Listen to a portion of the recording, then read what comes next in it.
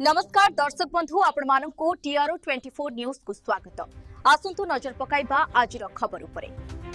बलांगीर जिला कंटाबांजी मंगलवार 12 घंटिया बंद पालन कराउछि। स्थानीय ट्रक मालिक संघ पक्षरु 12 घंटिया बंद डाकरा दिएछि। कंटाबांजी निर्वाचन मंडल कृषि महाविद्यालय इंजीनियरिंग कॉलेज शिल्प अनुष्ठान एवं कंटाबांजीर सामूहिक विकास भली 15 दफा दाबी नहीं आंदोलन कराउछि। आंदोलनकारी माने इंदिरा छकठारे विक्षोभ प्रदर्शन करछन्ति। बंद पालन जो गाड़ी मोटर बंद होगा सहित दुकान बजार बंद रही।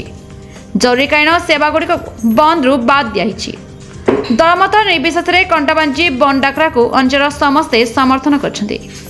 मुख्यमंत्री के उपदेश से स्थानीय तहसीलदार विश्वनाथ खालखो जरिए एक दाबीपत्र प्रदान कर।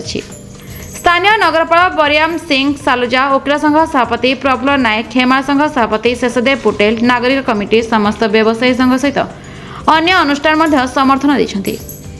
दाबीपत्र उल्लेख दाबी है कंटाबांजी निर्वाचन मंडल प्रस्तावित इंजीनियरिंग कॉलेज नर्सिंग कॉलेज कृषि महाविद्यालय सैनिक विद्यालय आईन कॉलेज दाबी।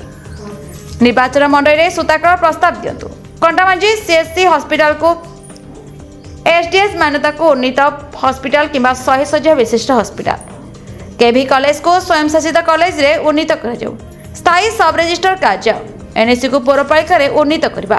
सब कलेक्टर कैंप कोर्ट नियमित भाव में प्रति मासरे नियमित भाव में स्थायी भाव में आरटीओ कैंप ऑफिस रहिबो।